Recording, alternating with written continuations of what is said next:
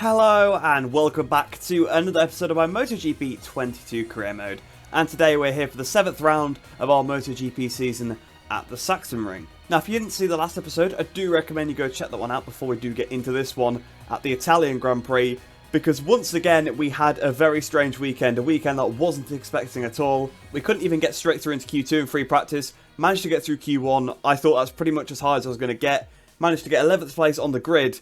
But then we went on to dominate the race, took the lead on the run into the first corner, and just pulled away from the pack and dominated. And on top of that as well, we have Marc Marquez, a rider who struggled all season and been absolutely nowhere, put it second place, pole position, and then finished second place in the race. So it was a very, very strange weekend, and heading into the German Grand Prix here, a Marc Marquez special, maybe we could see something from him here, but I guess we'll have to find out when we actually get into the weekend. Now, usually going into Sachsenring, I'd expect to struggle quite a lot, but based on everything that's happened this season, all my expectations have completely gone out of the window. Usually the AI have a pretty big advantage sort of on the left-hand side of the tyre, and making sure the bike actually turns tightly. But to be honest, we could very well dominate here as well, because I thought we were going to struggle in Mugello. We did really well there. Thought we were going to dominate in Le Mans, struggled a little bit there, so I just don't know what's going to happen. So we'll head into the weekend now then, and I'll see you after free practice. So at the end of free practice then, you can see we're second place, so I was kind of right to assume I'd be a bit more competitive than I expected going in. I thought I might be struggling to actually do the time, but honestly I was actually top when I ended the session. Miller must have just done a better time at the end after I'd actually exited. He actually went 4 tenths quicker than like the whole field, so that might be a simulated time thing, or maybe he's just the only AI that's sort of got near their potential, because you can see the order's a little bit strange. We've got both gas bikes, for example, in the top 9. So it is a little bit of a messed up order, but we'll have to see how it pans out in qualifying. This was the first dry session of the weekend, so these will be the times, so we will be going straight through to qualifying too. So I'll see you there, and let's see, hopefully we can maybe replicate it. Maybe go a little bit quicker, that obviously would be quite handy with the AI probably stepping it up in qualifying, but if I could do a similar lap time, I'll take it. I wasn't really paying that much attention to which riders were in the top 10, aside from the 2 gas bikes, but Bagnaia wasn't. Bagnaia actually wasn't in the top 10, so he's had to go through Q1. He's managed to get through with Brad Binder, so Bagnaia's in the session. As predicted, Marquez is back to being absolutely nowhere, so I'm not sure what that fluke was at Mugello. Maybe a bug in the game. There could be a bug with the AI file or something where for some reason it thinks Mugello is his favourite track. I don't really know, but either way then we've got Binder and Bagnaia going through Q1. So I think we have to go with the soft. That will probably only be good for one lap because the left-hand side of the tyre does get absolutely destroyed. I was using the mediums in free practice, but to be honest, I think the soft will probably work for one lap. Medium probably is the tyre for the race, but I think the soft should be okay for this qualifying lap. Admittedly, I'm actually quite surprised how I picked up the track quite quickly. I was expected to struggle a bit more because it is a tricky track. I mean, it's very unique in the way that it's so long on the left-handers. There is a couple of changes of direction that you do lose a bit of time through compared to the AI. Sort of notably this one here through this left and then flicking it right into Omega. They're pretty fast through that section. But honestly, it actually feels like we've got the pace here this weekend, especially if you look at that free practice session, so I'm quite interested to see where we stack up after the first qualifying lap. I think I'm going to stick to Power 2 for now as well, because Power 3 doesn't really help you at this track, because obviously there's not many straights, and to be honest it just causes the bike to spin, especially on the soft tyre, which you don't really want, so I'm actually going to stick it in Power 2 for the first lap at least. So here we are then, up towards the line. Starting our first qualifying lap of the session. So here we are then, at the last corner, using a bit of Power 3, I'm just using it on the front straight. 18.8, that's better than what we did in free practice, but Bagnaia has already beaten us by 0.06 of a second, so already demoted to second position, so the AI are bringing their A game for this session it seems. Got about 2 tenths back to, well I was about to say 2 tenths back to Martin, but we've now got 42 thousandths back to Quartararo. This will be a close session just because the track is so short. The margin's just always smaller, so if you can find a little bit of time here, you'll move up a lot of spots. You can see Bezecchi's now in behind us, and there was only 45 thousandths between me and Quartararo, so it shows you just how close all the AI are. So I might have made a bit of a mistake in that session. I didn't actually bother going out again. I just thought I was going to probably struggle to find any more time. And you can see I'm literally only a 10th off pole, and there's another 4 people that have got in front of me. Well, another 3 on top of Bagnaia. But my mistake probably was the fact that I sort of fast-forwarded to the end of the session. I think that allowed them to get some slightly quicker simulated times in. Although, admittedly, there's not a lot in it. So, and Bagnaia also had the opportunity to go and do it, so I don't feel like I've hard done him by fast-forwarding, because he could have gone out and done that as well.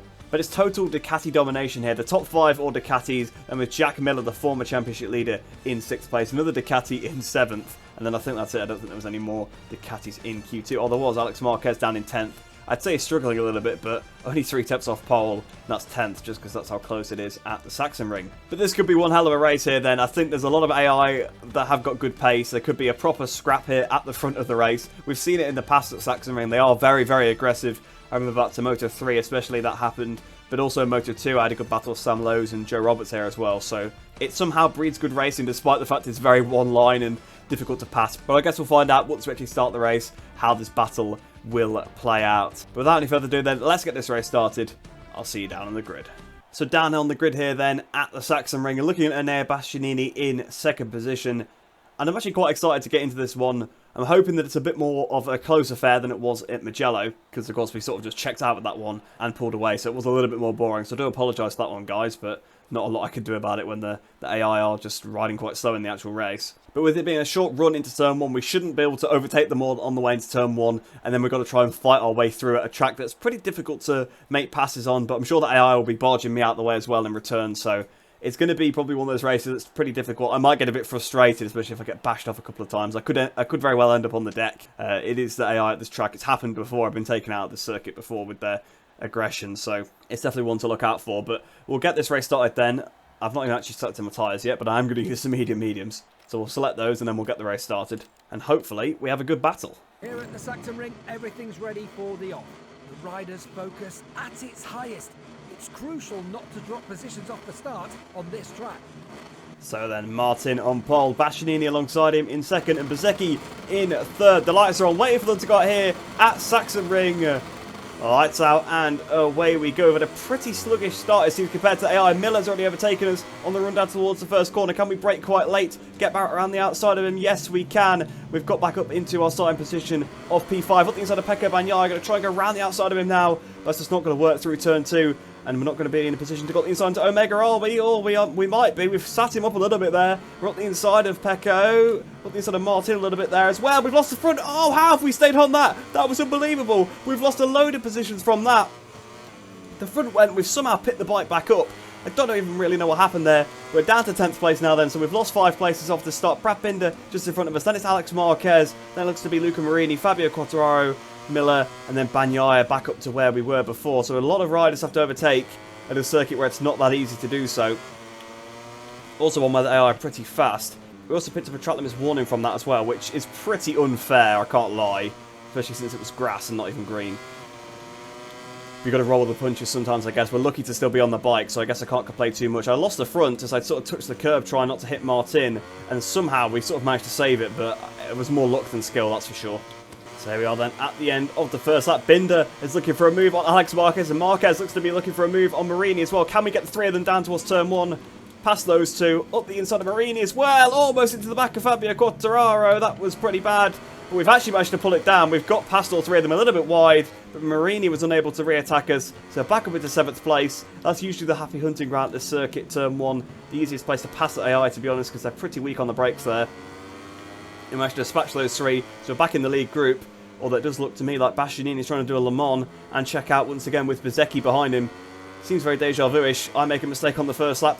Whilst I'm near Bagnaia, and Bastianini gets away. Although, to be fair, I didn't really make a mistake, actually, in Le Mans, did I? I kind of got caught up in Bagnaia's crash, unfortunately.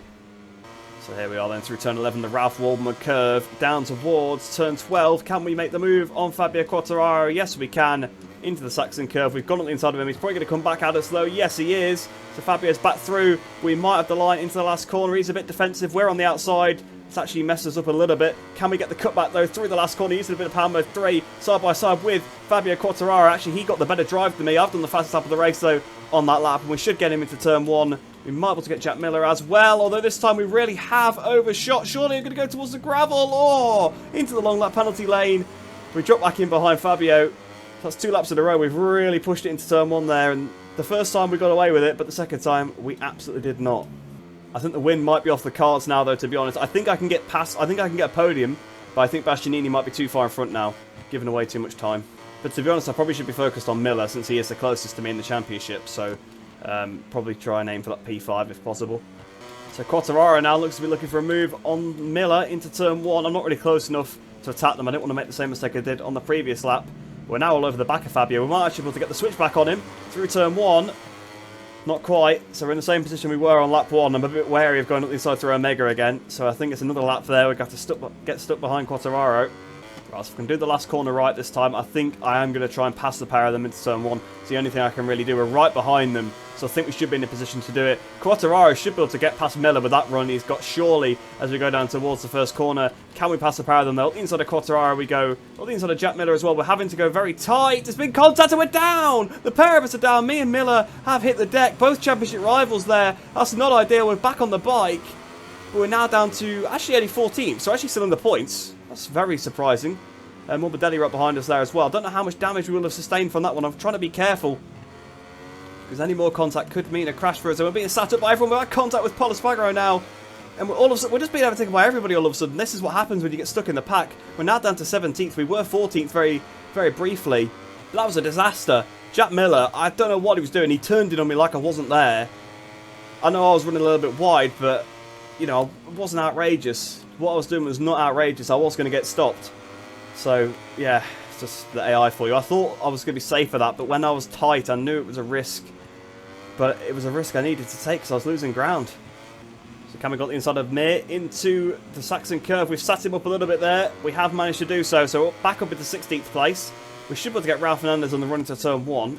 Oh, it's so different being behind the slower AI because I'm so used to being the faster ones from earlier on in the race. I actually completely forgot about the radar device at this track, to be honest. Well, to be honest, all of them. I've barely been using it all year because it doesn't make that much of a difference unless you're from a standing start, as I showed in my short that time. Oh, that was very close. Oh, Raul, what are you doing, mate? Raul has completely battered me out the way. We're onto the curb. That's a track limits warning as well, apparently. And we're back down to 16th again.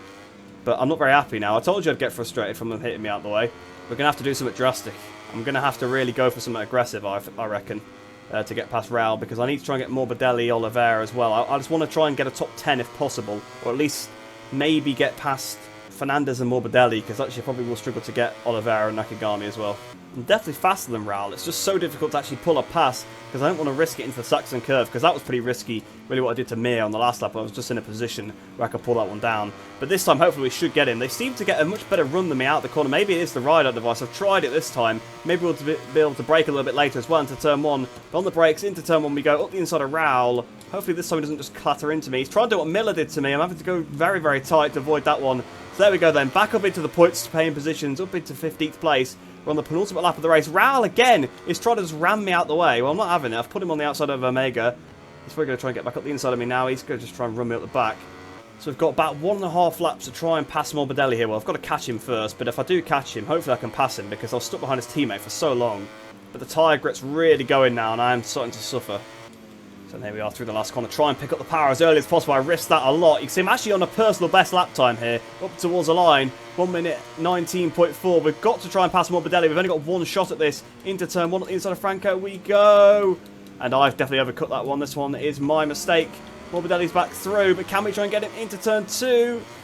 No, not quite. So I think I've blundered that one because we're going to struggle to pass him in the rest of the lap now, I reckon. We've got Nakagami and Oliveira as well just ahead. They're tantalisingly close. If I can just force something aggressive on Morbidelli, maybe, just maybe I can try and pass one of them. Here we go. Here we go. These are the Morbidelli through turn 6. Come on, Morbidelli, pick the bike up, please. I was hoping that he'd overreact to that one. I tried to show him a wheel, and he's got a bit wide through turn 7. Can we get the run? Right, we're going to have to try something really aggressive into 8. Up the inside of Morbidelli we go. This one's risky. Yes, it is risky because we made a big mistake trying to do that one. Ralph Fernandez hasn't got through though, so that's what's important. But I think I might have blew my chances at beating Morbidelli there because I probably could have got him into Saxon curve from where I was. But I was desperate to try and get him and maybe get somebody else because, well, to be honest, 1 point versus 2 doesn't make that much of a difference to me. But to try and pick up 3 might be worth it. Through the last corner then, up towards the line. Morbidelli's going to beat us. It's going to be 15th place in the German Grand Prix. What a disappointment. So that race really did not go to plan, unfortunately for me. Enea Bastianini ended up winning, which I guess is not too bad for us in the championship. 7 tenths clear of Bezzecchi, and then there was another 1.6 or 1.4, I think, back to Jorge Martin. So I was right, those two were checking out. I could see that whilst I was in the group. That's why I got a little bit antsy behind. I was stuck behind Fabio. I just couldn't pass Fabio, which is interesting. A Ducati trying to pass a Yamaha and not being able to do it is quite funny. But it's just so difficult to pass. I mean, you saw that with Raul Fernandez, for example, and Franco Morbidelli, how long it took me to pass them. And I had to risk a lot every time I was trying the moves. I tried, obviously, a couple of really aggressive passes on Morbidelli, and he was way slower than me. I mean, I know the lap times actually weren't too bad at the AI back there. I was actually pleasantly surprised. Well, not pleasantly, I was a bit annoyed, I guess, because I was stuck behind slower riders. But considering that we could have had 2 crashes in that race, potentially, I guess it's not too bad. Unfortunate to not actually pass Morbidelli, because I thought we probably could have got him, but yeah, just one of those things. But Jack Miller actually ended up in 10th place. I didn't realise that. I thought he might have DNF'd because I didn't see him, but I guess he got back on the bike. I'm not sure what the swing of that is. I think that's probably about 4 or 5 points, so I should still be in front of Miller in the championship, but I think maybe Bastianini might move ahead into the lead because we've lost obviously 24 points to Bastianini there, which is not an insignificant amount. And I was absolutely right. Bastianini moved ahead into the lead of the World Championship, 6 points clear of myself in second. Jack Miller moves down to third, now 16 points off Enea Bastianini. Pecco Bagnaia moves up to 4th place. Quartararo sticks in 5th. Marco Bezzecchi moves up to 6th. Alex Marquez stays 7th. Marc Marquez stays in 8th place. He actually had a pretty good recovery ride. He managed to get in the top 10 in the race. Johan Zarco now drops down to 9th place, and Brad Binder rounds out the top 10. As for the Teams Championship, we now lose it to Ducati Lenovo team. So Ducati Lenovo take over at the front, obviously now with Bastianini leading the World Championship and Bagnaia being in about 4th position there. We move down to 2nd place, 15 points off them. Red Bull KTM Factory Racing stay in 3rd place. Monster Energy Yamaha in 4th. And Mooney VR46 actually move ahead of Prima Pramac, despite the good performance actually from Jorge Martin. Obviously, Bezzecchi on the podium. Marini doing pretty well, and Zarco finished behind me. He was like 18th. I don't know what happened to Zarco, but yeah, he had a really rough one, so that definitely hurt Prima Pramac quite a lot. And finally, looking at the Constructors' Championship, Ducati continued to extend their lead because, of course, I had a bad race, but Enea Bastianini on another Ducati still won the Grand Prix, so picked up 25 points. So again, only dropping 5 points over this whole season for Ducati. That's a fantastic start to the season. 67 points now clear of KTM in 2nd. Yamaha, 88 points back in 3rd. Honda in 4th, and Aprilia at the bottom in 5th.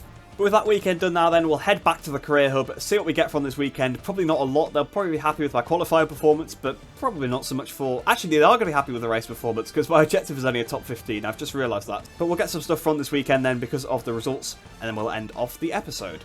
So from that weekend then, we gained 4,000 reputation, which takes us up to 275,600.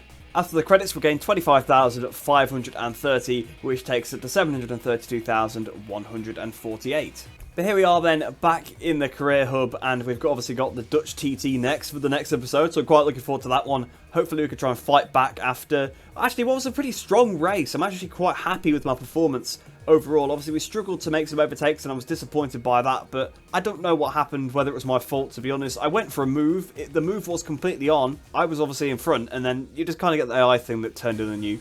Really, in real life, the other guy would pick the bike up. That's what should have happened. It would have been a very aggressive pass on Jack Miller, admittedly, but it's Sachsenring, it's difficult to pass. It's Sachsenring turn 1, it is a block passy corner, and unfortunately the AI just do not allow themselves to be blocked past, really. They just sit there, they just turn in on you. But oh well, you do get these races, and to be honest, it's good for the championship to keep it nice and close. We've got Bastianini now leading the championship, another Ducati rider, so we do need to try and overhaul him if possible.